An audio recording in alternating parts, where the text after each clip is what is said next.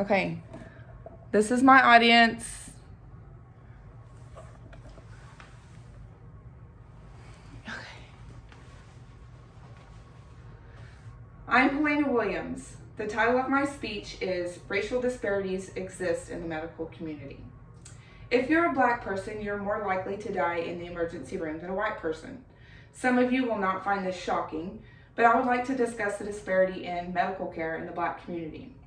When we're not feeling well and we need to see a doctor, we make assumptions about the care we will receive. We assume that we are getting the best advice and care possible.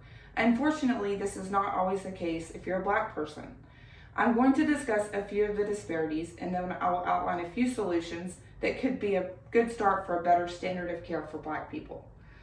The following is an overview of consequences a few bad assumptions have had in the medical community.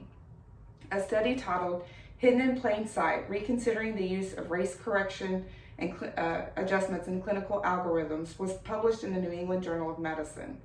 It stated that adjustments for race can have devastating effects for black people. First, I would like to discuss the disparities in pregnancy-related deaths. According to the CDC, 4 or 5 black women are more likely to die than white women at some point during their pregnancy. Dr. Anna Langer, who is Director of Women's Health at Harvard Public Health in Boston, states that these deaths are preventable. Quote, basically, black women are undervalued. They are not monitored as closely as white women, end quote. Prenatal treatments for black women are different because they are made based on the assumption black women are low-income, unwed, single mothers. This assumption is not made for any other race, and it leads to a substandard of care for black pregnant women. Next, I would like to discuss kidney care. 1 in 3 people are at risk for kidney disease, according to the CDC, but black people are 4 times more likely to have kidney failure. There's a common test used to measure kidney function. It is assumed that black people have higher levels because they are more muscular. This is not based on actual data, this is just an assumption. What this does is leads to fewer referrals for kidney specialists for black people because their numbers are falsely lowered, which leads to higher kidney failure rates. This also has devastating effects within the kidney donation community for black people.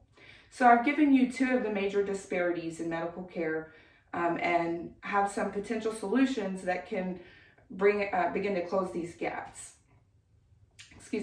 So all assumptions made in healthcare should be based on facts and actual data. Studies should be inclusive of black people. Black people are less likely to enroll in medical studies. There are several reasons for this, including mistrust in the medical community.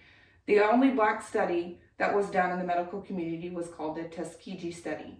And this study was on black men who were infected with syphilis.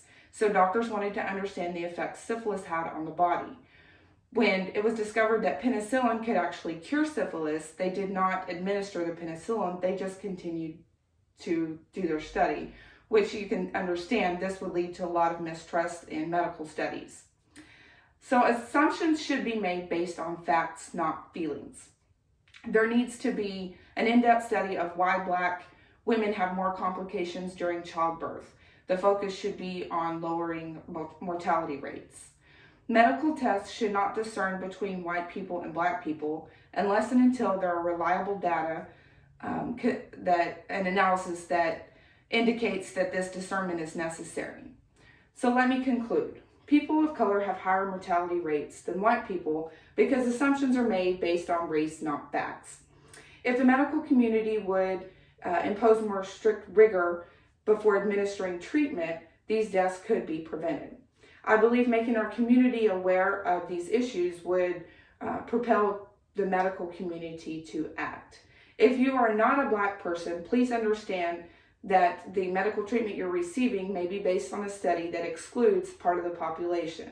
If you are a black person, please advocate for your health. Thank you.